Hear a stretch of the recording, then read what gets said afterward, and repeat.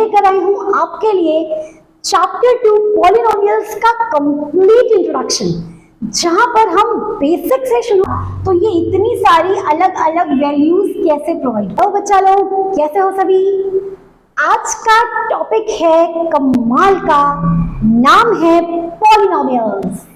Polynomials polynomial एक ऐसा topic है कि बच्चे को कंफ्यूजन रहती है। कई बारी बहुत सारे बेसिक ना क्लियर होने की वजह से छोटे छोटे से कॉन्सेप्ट समझने में दिक्कत होती है। आज इस वीडियो में मैं लेकर आई हूं आपके लिए चैप्टर 2 पॉलिनोमियल्स का कंप्लीट इंट्रोडक्शन, जहां पर हम बेसिक से शुरू करेंगे, क्योंकि मैं ऐसा मान के चल रही हूं कि ये वीडियो वो बच्चा भी देख रहा है जो स्टडी में थोड़ा सा एवरेज है, थोड़ा सा उसे बेसिक सपोर्ट की जरूरत है। तो बिना देरी करते हुए चलो शुरू करते हैं आज का टॉपिक।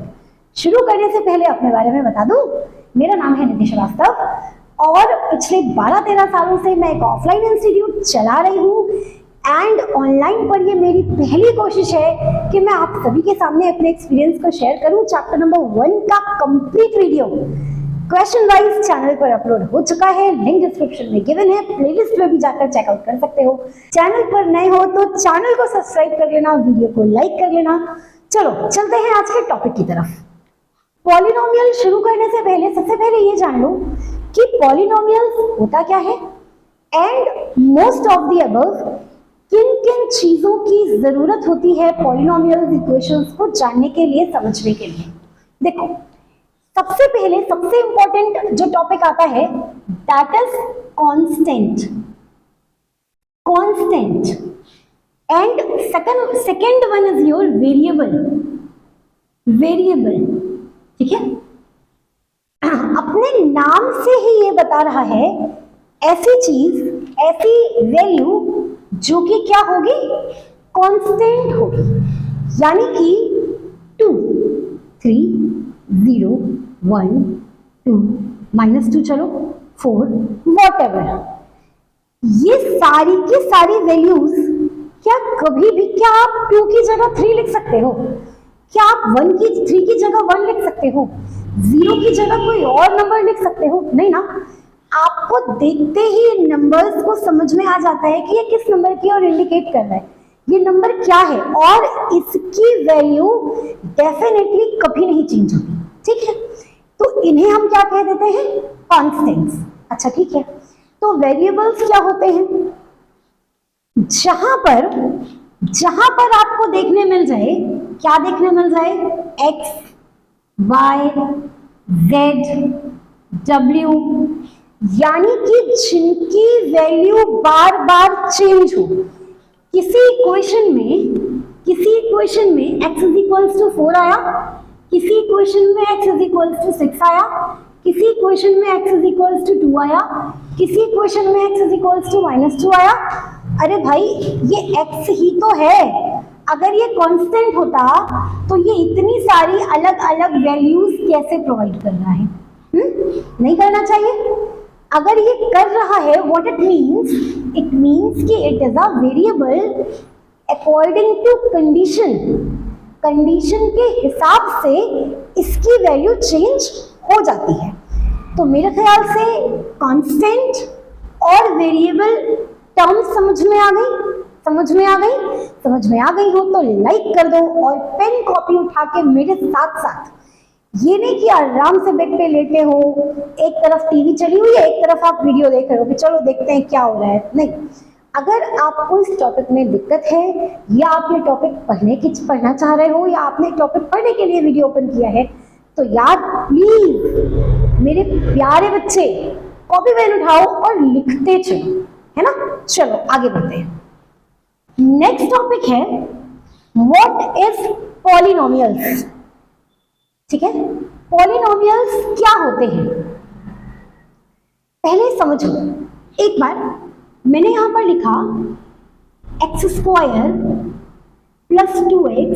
+ 1, मैंने यहां पर लिखा 3x³ + x² + x + 1, मैंने यहां पर लिखा x + 1/x माइनस 5, मैंने यहां पर लिखा x plus root x plus 1/√x plus 2, कुछ भी इक्वेशंस लिखी है। इनमें से कैसे आप कहोगे कि पॉलिनोमियल्स होता क्या है? पॉलिनोमियल्स डायरेक्ट बताने से पहले मुझे लगता है कि अगर मैं आपको एग्जांपल से समझाऊंगी तो आपको ज्यादा बेहतर समझ में आएगा, ज्यादा एक्यूरेट समझ में आएगा, और समझाना मेरा काम है, तो मैं अपनी तरफ से आपको बेस्ट देने की कोशिश कर रही हूं, और आगे आपका काम चलो। देखो यहां पर इस इक्वेशन में चेक करो, x की जो भी पावर है that is a whole number, है ना, 2। अगर यहाँ कुछ नहीं है व्हाट इट मीन्स कि यहाँ क्या होना चाहिए, 1। सिमिलरली 3 है, 2 है, कुछ नहीं है तो 1 है। अच्छा, आप पॉलिनोमियल्स पढ़ रहे हो तो एक बेसिक सी चीज आपने छोटी क्लासेस में पढ़ी होगी कि किसी भी चीज की पावर ये अगर 0 हो तो उसकी वैल्यू 1 हो जाती है। यहां पर कुछ भी 1000 की पावर 0 1, 100 की पावर 0 1, 1 करोड़ की पावर 0 1, है ना, किसी भी, तो उस जो भी 1000 करोड़ वॉट एवर उसको मैंने x से लिख दिया। किसी भी नंबर, किसी भी चीज की, किसी भी नंबर की पावर अगर एक्सपोनेंट की पावर अगर 0 है तो उस एक्सपोनेंट की वैल्यू 1 हो जाती है। क्या मतलब है इसका, आप क्यों बता रही हैं यहाँ पे? देखो यहाँ पर लिखी है ये जो नंबर्स हैं दे आर कॉन्स्टेंट्स।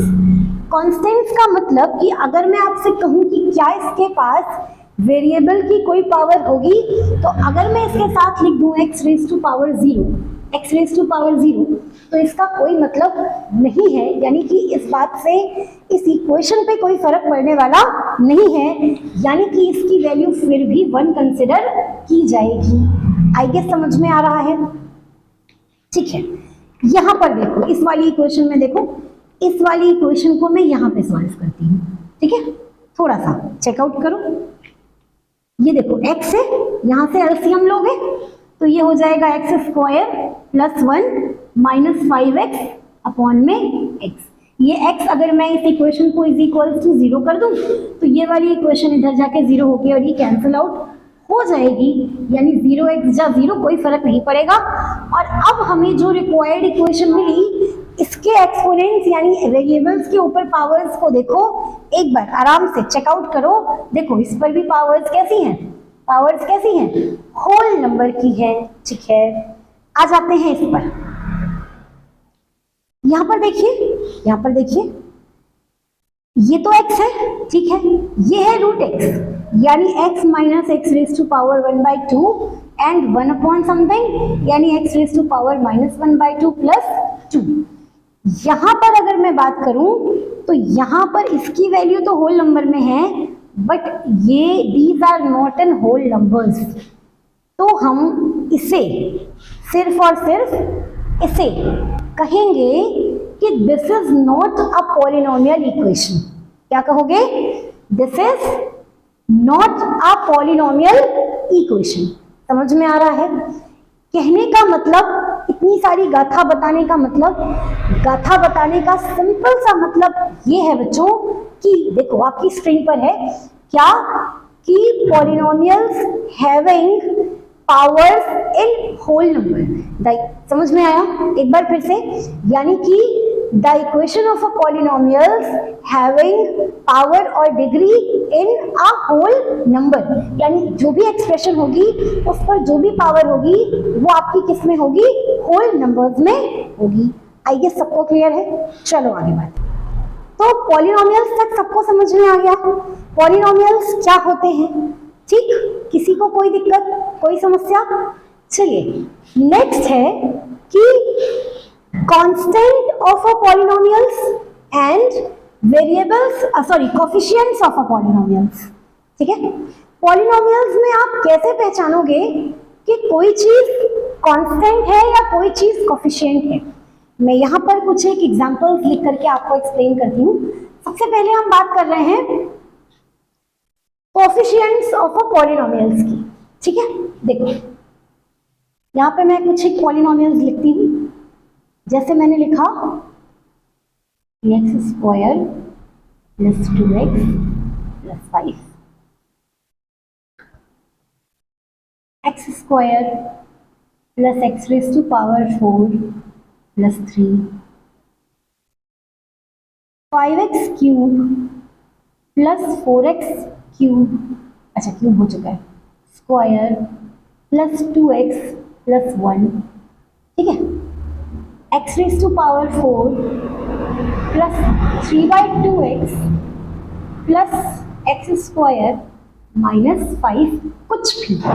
यहाँ पर मैंने कुछ एक टर्म्स ली हैं, 1 2 3 4, यहाँ पर मैंने कुछ एक टर्म्स ली हैं और आपको बताना चाह रही हूँ कि पॉलिनोमियल्स के कोफिशिएंट्स क्या होते हैं, ठीक है।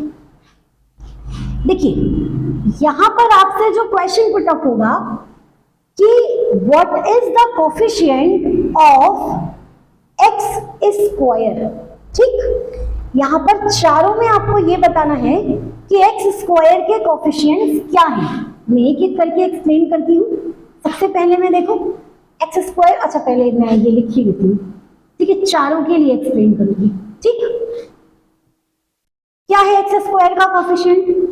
पहले वाले में x स्क्वायर ये रहा और इसका कोफिशिएंट है हमारे पास 3, क्या 3, यानी जिसके लिए पूछा जा रहा है वहां पर किसके लिए पूछ रहा है? x स्क्वायर के लिए, तो उसके आगे जो नंबर लिखा है दैट इज योर कोफिशिएंट, ठीक। सेकंड में बात करूं, कहाँ है आपका x स्क्वायर, कहाँ है आपका x स्क्वायर? ये रहा, इसके आगे कोई नंबर लिखा हुआ है? नहीं। अगर किसी वेरिएबल के आगे कोई नंबर नहीं लिखा है इसका मतलब ये अंडरस्टूड है कि यहाँ पर क्या हो जाएगा? 1। थर्ड में बात करते हैं, कहाँ है x स्क्वायर? x स्क्वायर ये रहा, इसके आगे कौन सा नंबर लिखा हुआ है? नंबर 4। चलिए लास्ट वाले में बात करते हैं, ये रहा, अगेन इसके आगे कौन सा नंबर लिखा है? कमेंट बॉक्स में लिखकर बताओगे, ठीक, ये तुम्हारे लिए। चलो अब बात करते हैं सेम, ये तो मैंने आपको x स्क्वायर के लिए बता दिया। नेक्स्ट अगर मैं आपसे इसी में पूछूं कि coefficients of x raise to power 4, coefficients of x raise to power 4, ठीक है। चलो अच्छा चारों के लिए ले लेते हैं, 1 2 3 and 4, coefficients of x raise to power 4 चारों के लिए ले लेते हैं। ध्यान से देखना, पहली वाली इक्वेशन में x रेज टू पावर 4 नहीं है, ठीक है, लेकिन फिर भी अगर आपसे वो पूछ रहा है व्हाट इट मींस कि ये वैल्यू डेफिनेटली क्या होगी? 0। क्यों होगी? ओ भाई मेरा 0 तो कैसे बना हुआ है? अब ठीक है, अब ठीक है, अब ठीक है। चलो देखो पहले ये समझो कि क्यों मैंने कहा 0। अगर मैं इस इक्वेशन में that is 3x square plus 2x plus 5 plus 0x raise to power 4 लिख दूं, लिख सकती हूँ? 0 इंटू समथिंग 0 इंटू समथिंग 0 है ना, 0 का कुछ भी क्या होता है? 0 गोल गोल 0। और किसी चीज में अगर आप 0 प्लस कर रहे हो तो भी उसमें कोई फर्क नहीं पड़ेगा आपको, मतलब रिजल्टेंट वैल्यू जो मिलेगी वो आपको यही मिलेगी, ठीक है। यानी कि अगर मैं इसमें 0 से कुछ भी करूं, 0 इसमें ऐड कर दूं, कोई फर्क नहीं पड़ेगा। और अगर मैं वो 0 ऐड कर रही हूँ और उसको मैं x रेज़ टू पावर 4 के साथ मल्टीप्लाई कर रही हूँ तो रिजल्ट में भी हमारे पास कोई फर्क नहीं पड़ रहा है, इसलिए हम यहाँ पर क्या लिख सकते हैं? 0। समझ में आ गया? समझ में आ गया? समझ में आ जाए तो यस कमेंट बॉक्स में लिखते चलना, ठीक है। चलो यहाँ पर चेक करो, नेक्स्ट वाले में x रेज़ टू पावर 4 यहाँ है, इस पर कोफिशिएंट कितना हो गया? कितना हो गया? अभी बताया था, कुछ भी नहीं हो तो क्या ले लेते हैं हम? 1। Very good. नेक्स्ट यहाँ पर चेक करो, again x raise to power 4 नहीं है तो क्या हो जाएगा? क्या हो जाएगा? 0। लास्ट वाले में x रेज़ टू पावर 4 ये रही, है ना, देखो ये रही, तो यहाँ पर कुछ भी नहीं है। व्हाट इट मीन्स कि ये अंडरस्टूड है कि ये क्या हो जाएगा? 1। मेरे ख्याल से कोफिशिएंट लिखना आप सभी को आ गया, ठीक है। अगर स्क्रीनशॉट लेना चाहते हो तो टेक अ स्क्रीनशॉट, फिर बढ़ते हैं आगे। नेक्स्ट टॉपिक है हमारा कांस्टेंट ऑफ अ पॉलिनोमियल्स। हमने कांस्टेंट जान लिया, वेरिएबल समझ लिया, कोफिशिएंट्स जान लिया, पॉलिनोमियल्स क्या होते हैं वो भी देख लिया। अब बारी है constant of a polynomials. Again मैं फिर से कुछ एक पॉलिनोमियल्स लिखती हूँ। चलिए, शायद जो अगर मुझे याद आ जाएगा तो वही लिख देती हूँ। 3x square plus 3x plus 2 है ना, 2x की power 4 plus 3x square plus 5x plus 1, 7x cube plus 3x square plus 2। देखिए, जहां पर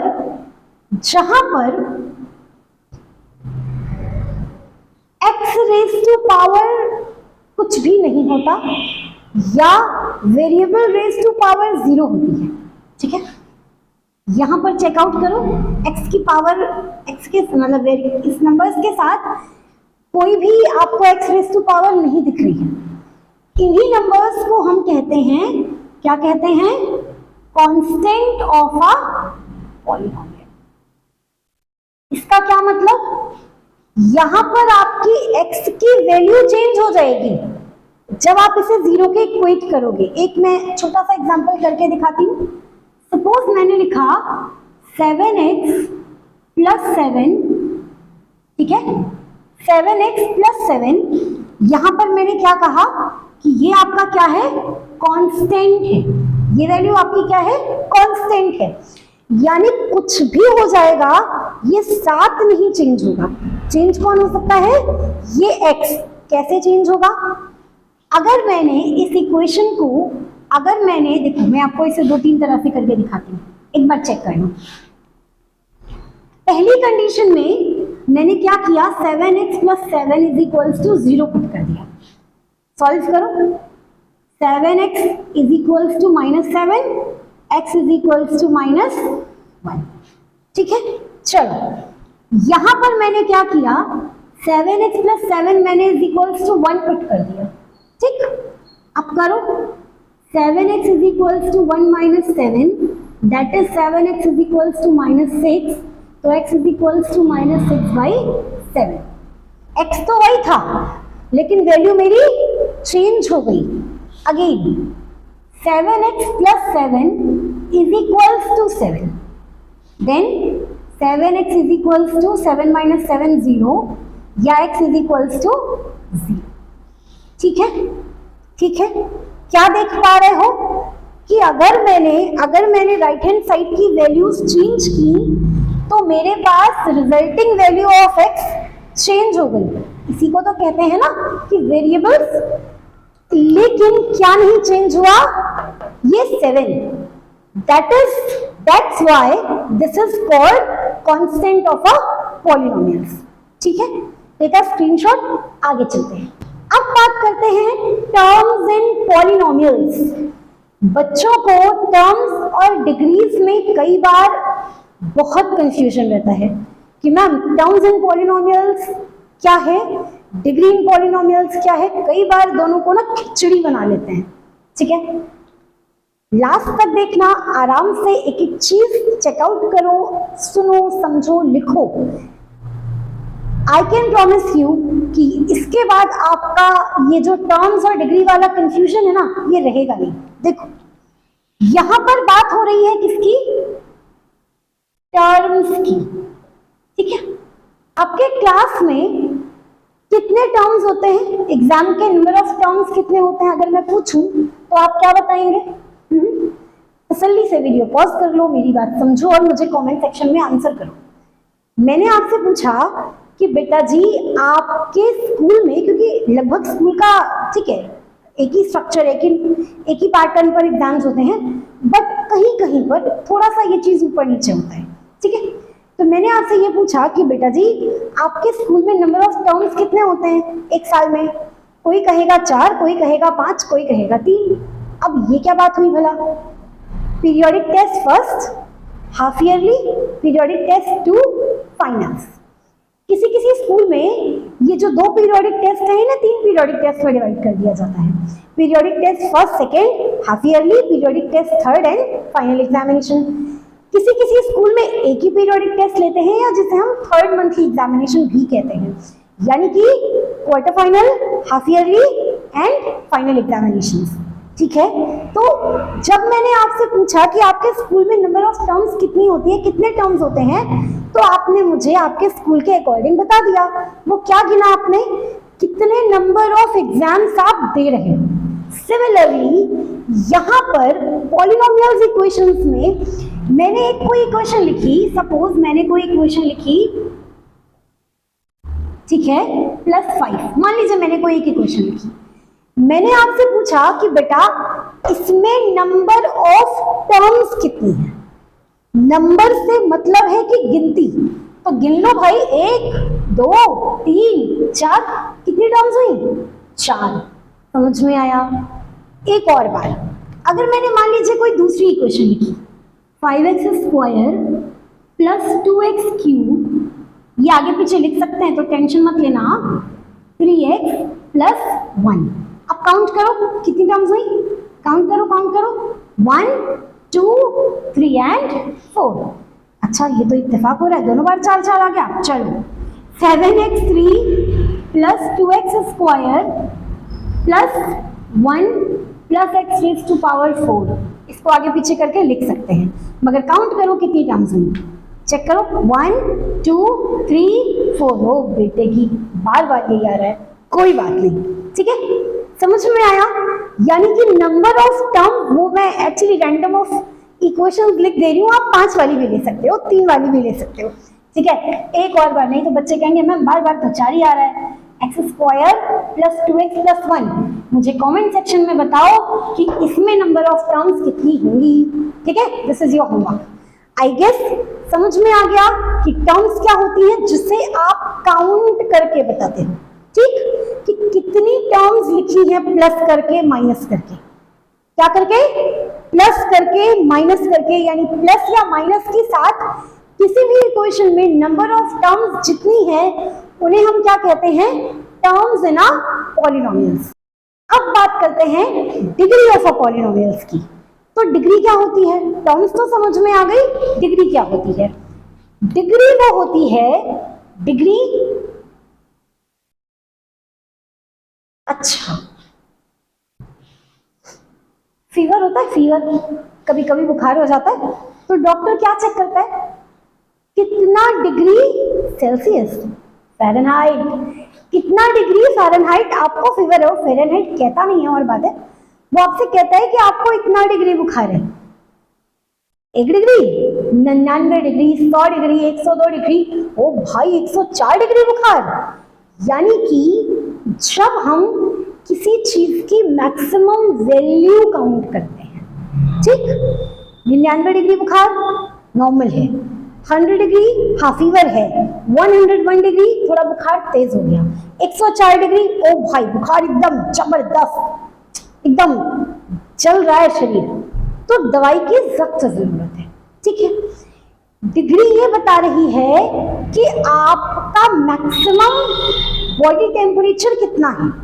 उसी तरह से यहाँ पर डिग्री ये बताती है कि पॉलिनोमियल इक्वेशन में मैक्सिमम पावर कितनी है। देखो, मैं कोशिश करती हूँ कि मैं आपको चीजें रिलेट करके पढ़ा पाऊँ ताकि तुम्हें वो बातें हमेशा याद रहें, ठीक है। याद कैसे रहेंगी, जब आप इन्हें रिकॉल करोगे। रिकॉल कैसे करोगे, जब पेन पेपर पर कहीं नोट्स बनाकर लिखोगे, ठीक है। चलो, तो यहाँ पर मैं बात कर रही हूँ डिग्री की। अब चलिए, अब ये बहुत ध्यान से देखने वाली चीज है। क्या, मैंने इक्वेशन लिखी x⁴ 3x³ + 2x² + 1। ओके, चलो अगला,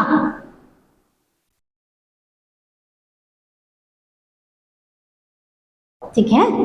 चलो तीसरा, 3x³ + 4x + 1। चलिए next, x² + x³ + x⁵ + x + 1।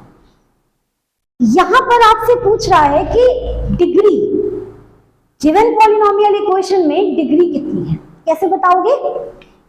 आराम से देखना और चेक करना कि किस पॉलिनोमियल में किस वेरिएबल पर मैक्सिमम डिग्री है? सबसे बड़ा मुझे यहाँ 4 दिख रहा है, क्या इसके आगे आपको कुछ और दिख रहा है? नहीं, गोला लगा दो। दूसरा देखो, सबसे बड़ा मुझे यहाँ 3 दिख रहा है, क्या आपको कुछ और दिख रहा है? बिल्कुल नहीं, गोला लगा दो। तीसरा, सबसे बड़ा मुझे यहाँ 3 दिख रहा है, क्या आपको कुछ और दिख रहा है? नो। लास्ट 1 2 3 5, ओ भाई दिख रहा है ना, इसके आगे फिर डिक्रीजिंग ऑर्डर है, यानी कि मैक्सिमम डिग्री ये है। अब अगर मैं आपको आंसर लिखने बोलूं तो इसकी पावर मैक्सिमम डिग्री कितनी हुई? 4। इसकी कितनी हुई? 3। इसकी कितनी हुई? 3। अगेन इसकी कितनी हुई? 5। यानी कि यहाँ पर नंबर ऑफ टर्म्स से कोई लेना देना नहीं है, यहाँ पर maximum power of a variable बताता है कि गिवन पॉलिनोमियल इक्वेशन की डिग्री क्या है। ठीक है, स्क्रीनशॉट, फिर चलते हैं आगे। अगर आप वीडियो में यहां तक आए हो, इसका मतलब आपको टॉपिक समझ में आ रहे हैं। लास्ट बहुत ही कमाल का टॉपिक है, क्या? Types of polynomials on the basis of, है ना, terms in polynomials. Second one is degree in polynomials, यानी इन दोनों टाइप्स के अकॉर्डिंग कितने तरह के पॉलिनोमियल्स होते हैं। आराम से अगर आ गए हो यहां तक तो लास्ट तक जरूर देखना। लास्ट में इसे याद करने के लिए मैं छोटी सी टिप्स और ट्रिक्स भी बताऊंगी। ठीक है, पहले इनको पढ़ लेते हैं, फिर लास्ट में आपको एक फ्लोचार्ट की हेल्प से इसका एक कंप्लीट सोल्यूशन दूंगी कि आपको बिल्कुल भी भूलोगे नहीं, कोई भी तकलीफ नहीं होगी इसे लर्न करके रखने में। ठीक है, चलो देखते हैं। सबसे पहले कह रहा है क्या कि types of polynomials on the basis of क्या? Terms in polynomials. टर्म के अकॉर्डिंग बताइए कि कितने टाइप्स के पॉलिनोमियल्स होते हैं। पहले आ जाओ, पढ़ लेते हैं। पहला होता है मोनोमियल, मोनोनोमियल या मोनोमियल। दूसरा होता है बायनोमियल। तीसरा होता है ट्राइनोमियल। ठीक है, क्या है ये सब? कौन है ये सब? कहां से आ गए हैं मैथ्स में? दिमाग खराब करते हैं, है ना, है ना। चलो देखो, मोनोमियल्स का मतलब जब हमारे पास नंबर ऑफ टर्म 1 हो। ठीक है, मैं यहां से थोड़ा सा डिवीजन कर देती हूँ जिससे आपको समझने में दिक्कत ना हो। ठीक है, जैसे कि मैंने लिखा x रेज़ टू पावर 100। ठीक है, भले ही उसकी डिग्री 100 है, टर्म कितनी है आपके पास, तो क्या होगा? मोनोमियल। मैंने लिखा x, मैंने लिखा 2x स्क्वायर, मैंने लिखा 3x की पावर 4, मैंने लिखा 100x रेज़ टू पावर 50। कुछ भी ध्यान से देखना, ध्यान से देखना। क्या देखना है कि यहाँ पर टर्म मैंने एक ही यूज की है ना, नंबर ऑफ टर्म मैंने कितनी यूज की है? एक। ऐसे एक्सप्रेशन को आप क्या कहते हो? मोनोमियल्स, मोनोनोमियल्स। आ जाते हैं बाइनोमियल। नाम से पता चल रहा है, बाई मतलब 2, नोमियल्स मतलब टर्म्स। ठीक है, मोनो का नहीं बताया, बता देती हूँ। मोनो का मतलब एक, नोमियल्स का मतलब टर्म्स। ऐसी अलजेब्रिक एक्सप्रेशंस जिसके पास नंबर ऑफ टर्म्स 1 हो, ठीक, उन्हें हम क्या कहते हैं? मोनोमियल्स। ठीक, ऐसी अलजेब्रिक एक्सप्रेशंस, ऐसे पॉलिनोमियल्स जिनके पास नंबर ऑफ टर्म्स 2 हो, उन्हें क्या कहते हैं? बाइनोमियल्स। जैसे 2x + 1, जैसे 3x स्क्वायर + 2, जैसे 5x rays to power 4 + 3x, जैसे 10x की पावर 5 + 3x स्क्वायर। कुछ भी, ठीक है, बट नंबर ऑफ टर्म्स कितनी होनी चाहिए? 2, 2 से ज्यादा नहीं होनी चाहिए। उसे हम क्या कहते हैं? मोनोमियल्स। अब अगेन ट्राई मतलब 3, नोमियल्स मतलब टर्म्स। ठीक, जैसे कि 3x स्क्वायर + 2x + 1, कितनी टर्म है? 3। 4x की पावर 4 + 2x + 2, कितनी टर्म है? 3। 6x plus 1 plus x square कितनी टर्म है? 3। तो मेरे ख्याल से ये टॉपिक समझ में आ गई। मोनो मतलब 1, बाई मतलब 2, ट्राई मतलब 3, एंडोमियल्स मतलब नंबर ऑफ टर्म्स। ये डिसाइड करता है क्या कि types of polynomials on the basis of terms in polynomials. Take a screenshot. अब बात करते हैं हम types of polynomials on the basis of degree of polynomial. ठीक है, डिग्री के अकॉर्डिंग, पहला होता है आपका लीनियर, सेकंड होता है आपका क्वाड्रेटिक, जो आपके एनसीईआरटी में चैप्टर नंबर 4 भी है और ये आपका चैप्टर नंबर 3 भी है। देन होता है आपका cubic and the fourth one is polynomial, है ना। देखिए इन चारों को अगेन लीनियर, क्वाड्रेटिक, क्यूबिक, ठीक है, इनके लिए एक स्पेस बना दिया जाए जिसके अंदर हम इसे पढ़ लेंगे। This one, this one, this one. चलो लीनियर, जैसा कि वो अपने नाम से बता रहा है, ऐसी एक्सप्रेशन जिसके पास number of degree highest degree 1 हो। ठीक है, यहां पर नंबर ऑफ टर्म्स कुछ भी हो कोई फर्क नहीं, बट हाईएस्ट डिग्री कितनी होनी चाहिए? 1। अगर मैंने लिखा x तो यस इट इज लीनियर। अगर मैंने लिखा x plus 7 yes it is linear. अगर मैंने लिखा x plus 20 yes it is linear. अगर मैंने लिखा x plus 70 2x plus 70 yes it is linear. अगर मैंने लिखा 30x plus 2 yes it is linear. यानी कि यहां पर आपके पास नंबर ऑफ टर्म्स कुछ भी हो बट हाईएस्ट डिग्री कितनी होनी चाहिए? 1। देन बात करते हैं क्वाड्रेटिक। क्वाड्रेटिक इक्वेशंस वो होती हैं जिन्हें हम ax square plus bx plus c की फॉर्म में लिखते हैं। ठीक है, ये एक स्पेशल केस भी है और अभी हम चैप्टर नंबर 4 में इसे पढ़ेंगे। ठीक है, क्या? जिसकी हाईएस्ट डिग्री कितनी होती है? 2। ऐसी एक्सप्रेशंस को आप क्या कहते हो? क्वाड्रेटिक। ठीक है, अगेन अच्छा मैंने ये लिखा अगर 3x स्क्वायर प्लस 2 तो क्या ये क्वाड्रेटिक नहीं है? मैम यहाँ तो इसमें x की कोई टर्म ही नहीं दिख रही। बच्चे यहाँ पर आपको x स्क्वायर दिख रहा है ना, इसका मतलब हाईएस्ट डिग्री 2 है। अगर किसी भी अलजेब्रिक एक्सप्रेशन की हाईएस्ट डिग्री 2 है, yes it means it is quadratic. ठीक, चलो again 3x square plus 2x plus 1, इसे अच्छे से लिख दो। अब ठीक है, समझ में आ गया। बात करते हैं क्यूबिक की। क्यूबिक अपने नाम से बता रहा है हाईएस्ट डिग्री कितनी होनी चाहिए? क्यूब का मतलब 3, हाईएस्ट पावर होनी चाहिए 3। इसको लिखने का तरीका है ax cube plus bx square plus cx plus d। ये इसका स्टैंडर्ड फॉर्म है और ये एक्सप्रेशन इस तरह से लिखी जाती है। ठीक है, देख लो, अगर मैंने लिखा x की पावर 3 प्लस 4x प्लस 1 तो यहाँ तो एक्स स्क्वायर की टर्म गायब है, तो क्या ये मेरी क्यूबिक अलजेब्रिक एक्सप्रेशन नहीं है? क्या मेरी क्यूबिक पॉलिनोमियल नहीं है? बिल्कुल है। क्यों है? क्योंकि यहाँ पर मुझे हाईएस्ट डिग्री 3 दिख रही है ना। एक और बात करते हैं, एक्स क्यूब, चलो 2x cube plus 5x square plus 2, यहाँ पर मैंने x गायब कर दिया बट यहाँ पर आपको हाईएस्ट डिग्री 3 दिख रही है। इट मीन्स कि it is a cubic polynomials. चलिए अब बात करते हैं पॉलिनोमियल जिसकी डिग्री 3 से बड़ी हो, फिर वो कुछ भी हो, वो सभी किस में आएंगी? आपकी पॉलिनोमियल्स में।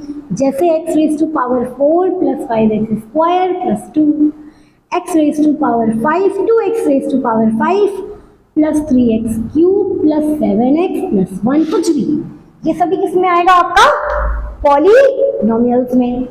आई विश कि आपको ये टॉपिक समझ में आया। लास्ट में एक बार देख लो, हैव अ लुक क्या types of polynomials, on the basis of terms, on the basis of degree. On the basis of terms 3 होते हैं। पहला है आपका मोनोनोमियल, बाइनोमियल, ट्राइनोमियल, ठीक है। Mono means 1, bio means 2, tri means 3। Then बात करते हैं on the basis of degree. First one is linear, it means degree 1, second one is quadratic, highest degree 2, and the third one is cubic, highest degree 3। I hope कि आपको video समझ में आई।